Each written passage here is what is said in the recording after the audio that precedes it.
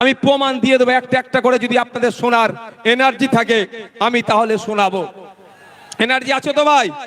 তাহলে আমি শুনিয়াবো। একটু পোলটা খোলা দরকার। সাপ হয়ে কামড়াচ্ছে আর ওজা হয়ে ঝাড়ার চেষ্টা করছে। সাপকেও ধরতে হবে আর কামড়ানোতে আসার আগে তাকে ধরে নিতে হবে। আপনাদের মাবি বলে রাখি, 2021-এ নির্বাচন পার হয়েছিল সিএ এনআরসির ভয় দেখিয়ে। সিএ এনআরসি করে দেশ থেকে তাড়িয়ে দেবে।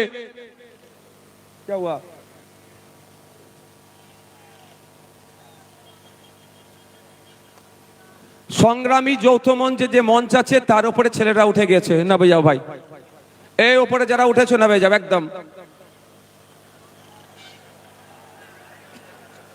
একদম নেমে যাও, এটা অনৈতিক কাজ, নেমে পড়ো চাল থেকে। শোনেন ভাই, এদিকে তাকান। 2021 সালে নির্বাচন কি দেখিয়ে পার হয়েছিল? বিজেপি বলেছিল এসআইআর করে তাড়িয়ে দেবো, এই বিজেপি বলেছে এনআরসি সিএ করে তাড়িয়ে দেবো। আর মমতা ব্যানার্জির দলেরা কি বলেছিল?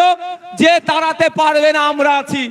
এখনো বলুন, এই 2026-এ নির্বাচন আসছে, এসআইআর করে ভোটাধিকার কেড়ে নেবো গল্প শোনাচ্ছে শুভেন্দু অধিকারী, আর মমতা ব্যানার্জি ফিক ফিক করে এসে বলছে আমি থাকতে এসআইআর হতে দেব না। অলরেডি কাগজ নিয়ে আপনাকে আমাকে ছুটাছুটি করতে হচ্ছে, আমার নামও নোটিশ এসে গিয়েছে। নোবেল জয়ী বিখ্যাত মানুষ অমর্ত্য সেন্সারের নামেও অপদার্থ কমিশন নোটিশ পাঠিয়েছে এই বিজেপি তৃণমূলের পাল্লায় পড়ে। শুধু তাই নয়, স্বাধীনতা সংগ্রামী, মুক্তিযোদ্ধা, বীর, ভারতবর্ষের অন্যতম শ্রেষ্ঠ আইকনিক ব্যক্তি, তার নাম নেতাজি সুভাষচন্দ্র বোস, নেতাজি সুভাষচন্দ্র স্যারের পরিবারকেও এই নোটিশ পাঠিয়েছে। তাই আপনাদের বলবো, 2026-এর বৈতরণী পার করার জন্য তৃণমূল আর বিজেপি এসআইআর নামক এই সমস্যাটার অবতরণ করেছে। তাই আপনাদের বলবো, এই সমস্যাতে অহেতুক হয়রানি করার চেষ্টা হচ্ছে, তবে আপনি আতঙ্কিত হবেন না। দিন দেওয়ানে বলেছিলাম স্বচ্ছ এসআইআর করলে সহযোগিতা করব, আজকেও বলছি স্বচ্ছ এসআইআর মিন্স ভোটার লিস্ট স্বচ্ছ হোক, মৃত ভোটারের নাম বাদ যাবে, একাধিক জায়গায় ভোটার লিস্টে নাম উঠেছে বাদ যাবে, যার অস্তিত্ব নেই সেই ভোটারের নাম বাদ যাবে, প্রয়োজনে আমরা সহযোগিতা করব।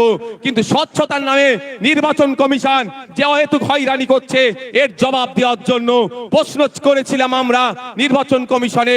শুধু তাই নয়, আপনাদের এই নওশাদ সিদ্দিকী কামচিহ্ন নেতা সুপ্রিম কোর্টে গিয়ে আপনাদের জন্য মামলা করেছে।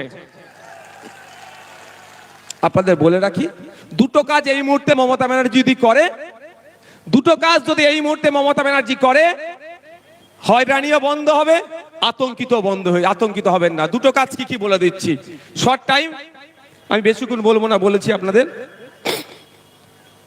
প্রথম কাজ হচ্ছে ওয়াল পার্টি মিটিং ডাকা।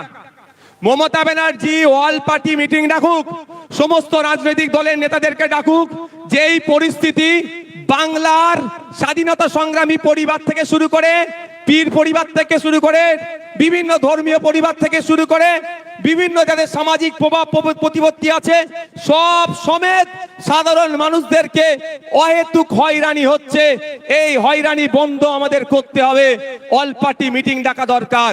কেমন অল পার্টি মিটিং? আপনাদের জানিয়ে রাখি, বর্বর পাকিস্তানিরা যখন এসে পেহেলগাঁওতে আমাদের দেশের নাগরিককে খুন করলো, সেই সময় অল পার্টি মিটিং ভারত সরকার ডেকেছিল। সেই সময় কংগ্রেসের পক্ষ থেকে বলেছিল পাকিস্তানের বিরুদ্ধে অল আউট যাও, আমাদের কোনো অবজেকশন নাই।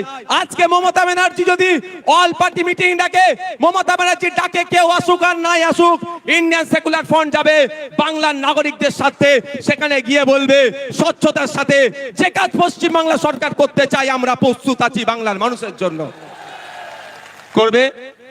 তাহলে আপনি আতঙ্কিত মুক্ত হবেন তো ভাই? কিন্তু চাই না আপনি আতঙ্কিত মুক্ত হন মমতা ব্যানার্জির দলেরা। এরা চাই আপনি পেরেশানে থাকুন। আপনি পেরেশানে থাকলে প্রশ্ন করতে পারবেন না মাদ্রাসায় টিচার নেই কেন। আজকে দেখুন কলকাতায় গতকালকে খোঁজ নিয়ে দেখুন, প্রায় 33 দিন এই ঠান্ডাতে তারা পড়ে আছে। আনের টিচার গুলো, এমএসকেএসকে টিচারদের সাম্মানিকটা ঠিকঠাক পাচ্ছে না। মাদ্রাসায় 10,000 শূন্য পদ হয়ে গেছে, পরিকাঠামো ধ্বংস হয়ে গেছে, স্কুলে টিচার নাই, হাই স্কুলে টিচার নাই, শিক্ষার পরিকাঠামো ধ্বংস হয়ে গেছে। আপনি এটা প্রশ্ন করবেন না এসআইআর এর কাগজ নিয়ে ছুটাছুটি করবেন? এই ছুটাছুটি করার জন্য আপনাকে এই পদক্ষেপগুলো গ্রহণ করছে না। দ্বিতীয় হচ্ছে বিধানসভায় নিন্দা প্রস্তাব পাস করানো হোক। বিধানসভায় নিন্দা প্রস্তাব পাস করানো হোক। যেভাবে অহেতুক হয়রানি করা হচ্ছে এটা অত্যন্ত নিন্দাজনক কাজ। সেখানে নিন্দা প্রস্তাব পাস করানো হোক, সেই নিন্দা প্রস্তাবের কপিটা ইলেকশন কমিশন অফ ইন্ডিয়াকে দিক, আর যে সরকার একটা মামলা করুক সেই মামলাতে কপিটা অ্যাটাচ করে দিক। নিশ্চিতভাবে সুপ্রিম কোর্ট এটার প্রতি বিবেচনা করবে, কারণ বিধানসভার মধ্যে নিন্দা প্রস্তাব পাস করানো মানে পুরো পশ্চিম বাংলার মানুষ এটাকে নিন্দা করছে, এই অহেতুক হয়রানিকে। এটা করবে মমতা ব্যানার্জির সরকার? আওয়াজ দিন একটু। কেন করবে না? পেরেশান তো হচ্ছে দলিত, সব থেকে বেশি পেরেশানি হচ্ছে মুসলমান, তারপরে দলিত, তারপরে আদিবাসী।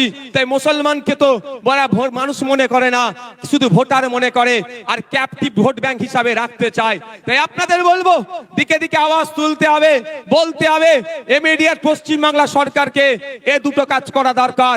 এক, অল পার্টি মিটিং ডাকা, দ্বিতীয় হচ্ছে বিধানসভায় নিন্দা প্রস্তাব পাস করানো। এরপরও আপনাদের বলছি, আমার উপরে কেন এদের রাগ বুঝতে পেরেছেন? ৭৭টাকে নিয়ে কিছু নয়, নওশাদকেই হারাতে হবে। কারণ আমি তো এদের পয়েন্টে পয়েন্টে এদের ভুলগুলো ধরিয়ে দিই, ওই জন্য ওদের জয়েন্টে জয়েন্টে ব্যথাটা করে যায়। আমি তো বলছি আপনাকে, দেখবেন যাদের বাড়ি ফর্ম গেছে, ফর্মের সাথে আর একটা এক্সট্রা এই হিয়ারিং এর নোটিশ গেছে, হিয়ারিং এর নোটিশের সাথে আর একটা কাগজ গিয়েছে। সেই হিয়ারিং এর নোটিশের সাথে একটা যে কাগজ গিয়েছে সেখানে 13টা ডকুমেন্টসের কথা বলা হচ্ছে। যাদেরকে হিয়ারিং এ ডাকা হচ্ছে, এই 13টা ডকুমেন্টসের মধ্যে কোনো একটা ডকুমেন্ট সাবমিট করলে তার হিয়ারিংটা সে পজিটিভ হয়ে যাবে, অর্থাৎ তার অসুবিধা হবে না। এটা বলছো তো? আচ্ছা, আমরা এই এসআইআর নিয়ে এত দুটো মেনলি সমস্যার সম্মুখীন হতে হচ্ছে আমাদের। একটা, টাইম লস হচ্ছে, দাঁড়াতে হচ্ছে, অব্যবস্থা। ওখানে এই গেটের ওখান থেকে সরে যাও, তো এই গেটের ওখান থেকে সরে যাও, গেট থেকে সরে যাও, দেখতে পাচ্ছ না? এই সবার উপরে উঠে বসুন, নিচে বসুন না, বসুন। দুটো জিনিস হচ্ছে তো ভাই। একটা কি, আমার অযথা টাইম দিতে হচ্ছে, ওখানে অব্যবস্থা, ওখানে ঠিকঠাক ব্যবস্থা আমরা পাচ্ছি না, ঘন্টার পর ঘন্টা লাইনে গিয়ে দাঁড়াতে হচ্ছে। দ্বিতীয় হচ্ছে আমি আতঙ্কিত, তাই তো ভাই, যে আমার কি হবে। কিন্তু এই 13টা ডকুমেন্টসের মধ্যে যদি কারো একটা ডকুমেন্টস থাকে, সে আতঙ্ক মুক্ত। আমি ঠিক কথা বলছি তো ভাই? আমি ভাই আতঙ্কিত নই আমার হাতে নোটিশ পাঠিয়েছে বলে। কেন বলুন তো? আর্টিকেল 326, আমার ভোটদানের স্বাধীনতা। 18 বছরের ঊর্ধ্বে হলে আমি ভোট দিতে পারবো, আমি ভারতীয় নাগরিক, আমার এটা কেউ কেড়ে নিতে পারবে না। কারো আশীর্বাদে যেমন কেউ অন্যায় ভাবে রাখতে পারবে না, কারো অভিশাপে কেউ অন্যায় ভাবে কেড়ে নিতে পারবে না। আমি আপনাদের বলি, এই নোটিশের 6 নম্বর পয়েন্টটা দেখুন কি লেখা আছে। 6 নম্বর বলা হচ্ছে, রাজ্যের উপযুক্ত কর্তৃপক্ষ প্রদত্ত স্থায়ী বসবাসের প্রমাণপত্র বা শংসাপত্র, অর্থাৎ পশ্চিম বাংলা সরকার তার কর্তৃপক্ষকে দিয়ে আপনার হাতে যদি রেসিডেন্স সার্টিফিকেট তুলে দেয়, তাহলে আপনি হিয়ারিং এর নোটিশে গিয়ে ওটা দিলেই আপনি হিয়ারিং, আপনার কোনো আর চিন্তার কারণ থাকবে না। কিন্তু সরকার একবারও এটা দেবে বলেছে? একবারও বলেছে যে তোমরা হয়রানি হয়ো না, তোমরা আতঙ্কিত হয় না, আমি তোমাদের সরকার, যে আমি তোমাদের ব্যবস্থা করে দেবো। তাই আপনাদের বলি, আপনারা 2021 সালে অনেকে ভাঙড় ছাড়া, অনেকে কি হবে না হবে ভেবে ভোট দিবার ইচ্ছা গেলেও ভোট দেননি। কিন্তু আপনাদের বলছি, আজকে যদি এটা সংযুক্ত মোর্চার সরকার চলতো, তাহলে এই হয়রানি হতো না। তারপরেও যদি হয়রানি করার চেষ্টা করতো, আমরা বাড়িতে বাড়িতে এই রেসিডেন্স সার্টিফিকেটটা তৈরি করে পৌঁছে দিতাম। বাড়িতে থাকো, তোমার বাড়িতে আমরা কাগজ পৌঁছে দেবো। রাজ্য সরকার চাইলে যেভাবে দুয়ারে সরকার করছে, সেরকম বাড়িতে সরকার পৌঁছে দিতে পারতো, খামে ভরে, এনাও তোমার রেসিডেন্স সার্টিফিকেট, যাও তুমি গিয়ে হিয়ারিং এর টেবিলে দাও, তোমার হিয়ারিং পাস হয়ে যাবে, তোমার ভয় নেই। এটা করেছে রাজ্য সরকার, এটা জানতে হবে। আমি প্রথমেই বলি, শুভেন্দু অধিকারী আমাকে আপনাকে ভোটাধিকার কেড়ে নেওয়ার চক্রান্ত করছে। চক্রান্ত করলে চক্রান্তের জবাব দিতে হবে তো। কেউ যদি বুনোহল হয়, তাহলে বাঘা তেঁতুল হতে হবে তো ভাই। তো বাঘা তেঁতুলের ভূমিকা দেখতে পাচ্ছি না। তারপরে চলে আসুন 10 নম্বর পয়েন্টে বলছে, রাজ্য স্থানীয় কর্তৃপক্ষের দ্বারা তৈরি পারিবারিক রেজিস্টার্ড, রাজ্য বা স্থানীয় কর্তৃপক্ষের দ্বারা তৈরি পারিবারিক রেজিস্টার্ড 2011 সালে আইসিডিএস কর্মীদের দিয়ে তথ্য তোলা হয়েছিল, এই পারিবারিক রেজিস্টার সেখানে আছে। এই তথ্যটা উঠে প্রথমে গিয়েছিল পঞ্চায়েতে, পঞ্চায়েত থেকে রাজ্যে গিয়েছিল। তাল আপনারা বলুন, এই তথ্যটা অলরেডি প্রতিটা পঞ্চায়েতে আছে। এই 10 নম্বর পয়েন্টটা যেটা চেয়েছে এর উত্তর, অর্থাৎ এই যে কাগজ চেয়েছে এই কাগজটা প্রতিটা পঞ্চায়েতে আছে। রাজ্য সরকার 2023-এর পঞ্চায়েত নির্বাচনে একছত্র ভোট লুট করেছে। সেই ভোট লুট করতে গিয়ে আমরা আমাদের ভাঙড়ের 3 ভাইকে হারিয়েছি। শহীদ মহিউদ্দিন, শহীদ হাসান, শহীদ রেজাউল গাজী, 3 জনকে হারিয়েছি। শুধু নয়, সারা রাজ্যে আমাদের কর্মীদের উপর অত্যাচার করে তারা অবৈধ পন্থা অবলম্বন করে আজকে তারা পঞ্চায়েতের ক্ষমতায় বসে আছে, পঞ্চায়েত চালাচ্ছে। সেই পঞ্চায়েতের মাধ্যমেই যদি প্রতিটা বাড়িতে বাড়িতে এই তথ্যটা 10 নম্বর যে পয়েন্ট আছে পারিবারিক রেজিস্টার যদি পৌঁছে দেয়, ওটা নিয়ে আপনি যখনই হিয়ারিং এর টেবিলে যাবেন আপনাকে অফিসার আর কিছু দ্বিতীয় প্রশ্ন করার সুযোগ পাবে না। ওটা জমা দেবেন, জমা দেওয়ার পরে আপনার হিয়ারিং কমপ্লিট হয়ে যাবে। তাহলে আতঙ্ক মুক্ত হবে না, হবে না ভাই? রাজ্য সরকার চাইলে আপনার আতঙ্ক মুক্ত করতে পারে এই দুটো ডকুমেন্টস দিয়ে, কিন্তু রাজ্য সরকার তো আতঙ্ক মুক্ত চাইছে না। যদি আতঙ্ক মুক্ত চাইতো, কুরআন শরীফকে নিয়ে যে অসীম সরকার কুভাষায় কথা বলেছে তাকে ধরে এতক্ষণ জেলের মধ্যে রাখতো, পুলিশ সুমোটো করতো, তার বিরুদ্ধে ব্যবস্থা নিয়ে তো দূরের কথা, প্রায় 900 মতো অভিযোগ জমা পড়েছে, এখনো একটাও এফআইআর হিসাবে ট্রিট করেনি এই রাজ্য সরকার। তার মানে বোঝা যাচ্ছে আপনাকে আমাকে কি নজরে দেখে। তবে রাজ্য সরকার এফআইআর হিসাবে ট্রিট করেনি বলে ভাঙড়ের বিধায়ক নওশাদ সিদ্দিকী চুপ থাকবে না। আমি কোর্টে যাচ্ছি 156 সাবক্লাস 3 দিয়ে আমি কোর্ট থেকে মামলা করছি এই অসীম সরকারের বিরুদ্ধে। কিন্তু প্রশ্ন এটা, আপনারা বাংলার মানুষ, সংখ্যাগরিষ্ঠ মানুষ ভোট দিয়ে সরকার তৈরি করলো, আবার সংখ্যাগরিষ্ঠ মানুষকে রাস্তায় নামতে হবে কেন আমার এসআইআর এর বাঁচানোর জন্য? তাহলে সরকারের কাজটা কি? আমি সরকার তৈরি করেছি, আমার বিপদে আপদে, আমার সুবিধা অসুবিধাতে আমার পাশে থাকবে, তার পরিবর্তে আমাকে আরো ঠেলে দিচ্ছে বিপদের দিকে। তাই আপনাদের বলবো, আসলেই কি তৃণমূল কংগ্রেস, আসলেই কি তৃণমূল কংগ্রেস এসআইআর থেকে আপনাদের নিস্তার দেবে মনে হচ্ছে? ওয়াকাফ খেয়েছে জানেন তো নাকি? ওয়াকাফটা যেমন আমি আছি হবে না, আমি থাকতে হবে না, আমি থাকতে হবে না, আমি থাকতে হবে না, টুক করে রাত্রে কি বললো? ওয়াকাফ মেনে নিল, এটাও মিলিয়ে নেবেন। এসআইআর উনি বেঁচে থাকতে হবেন না বলছেন, বলতে বলতে শেষ দিন আপনাকে তো ডুবিয়ে দিতে পারে। তাই বলছি আপনাদের, আপনার লড়াই আপনাকে লড়ে নিতে হবে, আমার লড়াই আমাদেরকে লড়ে নিতে হবে।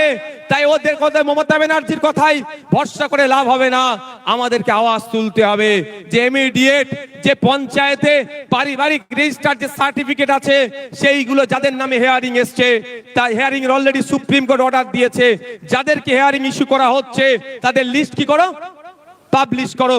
সেই লিস্ট দেখে দেখে পঞ্চায়েতেই পাবলিশ করার কথা বলা হয়েছে, প্রতিটা পঞ্চায়েতে সেই লিস্ট দেখে পাবলিশ করে আমাকে পাবলিশ যেটা হবে আমার বাড়িতে কাগজ পৌঁছে দেওয়া হোক। এই আওয়াজটা আমরা তুলবো তো নাকি গো? তুলতে হবে তো নাকি? ঝিম মেরে গেলে হবে? আর 5 মিনিট বলবো, অসুবিধা আছে? এনার্জি আছে? কাদের এনার্জি আছে আর একবার দেখি তো। এনার্জি আছে তো? এনার্জি আছে তো? ফুল এনার্জি আছে? আর 5 মিনিট বলবো। মমতা ব্যানার্জি এই মুহূর্তে পশ্চিম বাংলার মুসলমানদেরকে সব থেকে বড় যে অভিশাপটা দিয়েছে তার নাম হচ্ছে ওবিসি নতুন সার্টিফিকেট। মমতা ব্যানার্জি প্রতিনিয়ত, তার দল বাদশাহী প্রতিনিয়ত মুসলমান দলিত আদিবাসীদেরকে এক একটা করে অভিশাপ উপহার দেয়। তাই মুসলমান এখন সব থেকে বড় অভিশাপ যেটা পেয়েছে সেটার নাম হচ্ছে ওবিসি সার্টিফিকেট। এই ওবিসি সার্টিফিকেট নামটা অস্তে থাকবে, ছিঁড়ে ফেলে দেওয়া, বাড়িতে রেখে দেওয়া আর সার্টিফিকেট রাখা একই হবে। কারণ কলে কৌশলে মুসলমানদের শুধু নাম কাস্তে সার্টিফিকেটটা রাখতে চাইছে। যেভাবে মেসিকে দেখতে আসলো, টিকিট কাটলো, বাড়িতে ঢুকলো, তারপরে কি হলো, আপনার স্টেডিয়ামে ঢুকলো, মেসিকে দেখতে পেল না, আপনার হাতে সার্টিফিকেট থাকবে, ফর্ম ফিল আপ করবেন, পরীক্ষায় বসবেন, রিটেনে পাস করবেন, ভাইভাতে গিয়ে ভাইবার পরে যখন লিস্ট বার হবে আপনি সংরক্ষিত কোটায় আর চাকরি পাবেন না। এই গ্যাড়াকলটা মমতা ব্যানার্জি সরকার করেছে, তৃণমূলের সরকার করেছে। তাই আপনাদের বলবো এর বিরুদ্ধে আমাদের লড়াই করতে হবে। আমাদের লড়াই ফেক এসটি এসসি সার্টিফিকেটের বিরুদ্ধে। প্রকৃত যিনি দলিত সে চাকরি পাচ্ছে না, প্রকৃত যিনি আদিবাসী সে চাকরি পাচ্ছে না, প্রকৃত যে অনগ্রসর শ্রেণীর মুসলমান সে চাকরি পাচ্ছে না। এর বিরুদ্ধে আমাদের লড়াই। যারা প্রকৃত অর্থে চাকরির প্রয়োজন, উচ্চ শিক্ষায় সংরক্ষণের প্রয়োজন, তাদেরকে ক্ষমতায় নিয়ে আসতে হবে। তাই আপনাদের বার্তা দিচ্ছি, আপনারা যদি আমাদের সুযোগ দেন আমরা নিয়ে আসবো। তবে একটা কথা বলি, মমতা ব্যানার্জির বিশ্বাস হচ্ছে না আমার তিনি এসআইআর এর বিরুদ্ধে সত্যিকারের লড়াই করবেন। বাসন্তীতে হেয়ারিং এর পরে আপনার রিসিভ দিচ্ছিল না, আমাদের কর্মীরা গিয়ে আন্দোলন করে রিসিভ যখন দিয়ালো তার কিছুক্ষণের মধ্যে পুলিশকে পাঠিয়ে তৃণমূলের নেতা এসে আমাদের কর্মীদের ওখান থেকে সরিয়ে দিল। এটা মানে কি? রিসিভ দিয়া তো ভালো কথা, তারপরে খবর পেলাম আর রিসিভ দিচ্ছে না। তাহলে এই যে চক্রান্ত বিজেপি করছে সেই চক্রান্তের সাথে কিন্তু তৃণমূল একই ভাবে যুক্ত আছে। তাই এই চক্রান্তের জবাব আমাদেরকে গণতান্ত্রিক প্রক্রিয়া দিতে হবে। গতকালকে দেখছিলাম সিপিএম এর এক সিনিয়র লিডারের মেরে মুখ টুক ফাটিয়ে দিয়েছে। অভিযোগটা কি? তার অপরাধটা কি? যে এসআইআর এর নামে যে অহেতুক নাগরিক হয়রানি হচ্ছে এর বন্ধের জন্য ডেপুটেশন দিতে গিয়েছিল। তাহলে নাগরিক হয়রানি বন্ধের জন্য ডেপুটেশন দিলে যদি অহেতুক পেরেশানি করে, এই তৃণমূল যদি আক্রমণ করে, প্রকৃত অর্থে তৃণমূল কি এর বিরুদ্ধে আছে? আজকের প্রোগ্রাম আমরা এবার একদম শেষের দিকে এসেছি, আমরা শেষ করব। শেষ করতে আগে আপনারা আস্তে আস্তে বিদায় নেন, যেতে যেতে মাইকের আওয়াজ পাবেন।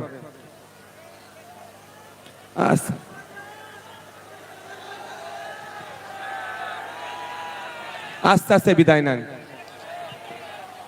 যেতে যেতে আমি তিনটে কথা বলবো, আপনারা মাথায় রাখতে রাখতে যাবেন।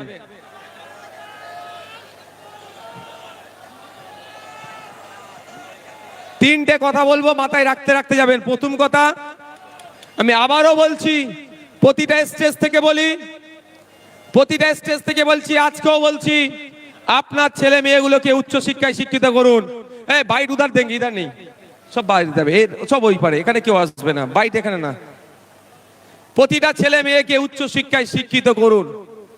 একবেলা খেতে পাবেন না, তাহলে অসুবিধা নাই। ভলেন্টিয়ার যারা আছেন,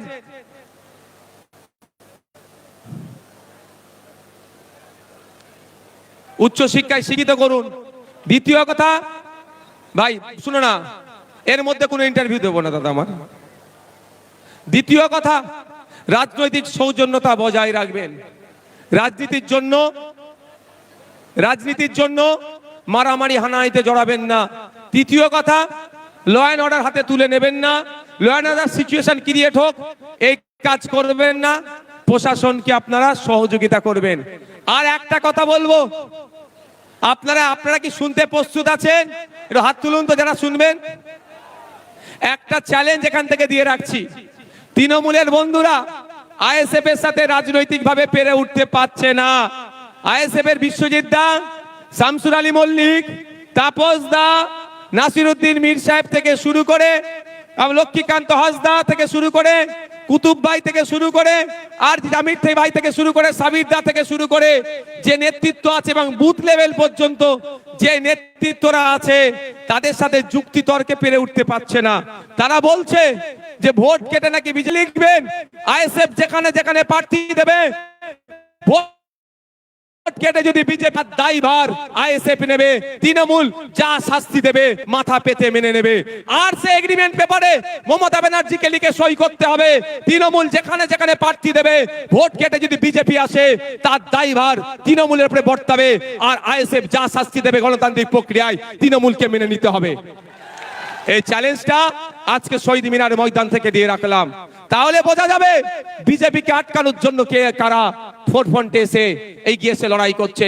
আমরা আদর্শগত বিজেপি এবং আরএসএস এর বিরুদ্ধে আমাদের পূর্বেকার বক্তা শ্রদ্ধেয় সম্মানীয় বাবা সাহেব আম্বেদকরের নাতি যে কথা বলেছেন, একদম আমরা আদর্শগতভাবে বিজেপি আরএসএস এর বিরুদ্ধে গণতান্ত্রিক প্রক্রিয়া আমরা লড়াই সংগ্রাম জারি রাখবো।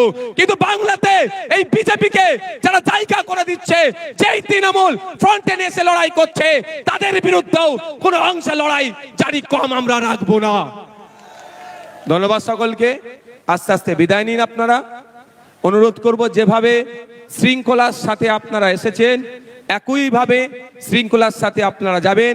প্রশাসনের বন্ধুরা আপনাদেরকে যেভাবে আসার পথে সহযোগিতা করেছে, যাওয়ার পথে ট্রাফিক থেকে সমস্ত বিষয় সহযোগিতা করবে। তাদের দেখানো ট্রাফিকিং যে ট্রাফিক যারা তারা যা মেনটেন করছে যেভাবে, সেই রকম ভাবে আপনারা যাবেন। আমি ধন্যবাদ জানাই আজকের এই মহতি অধিকার মহাসভা।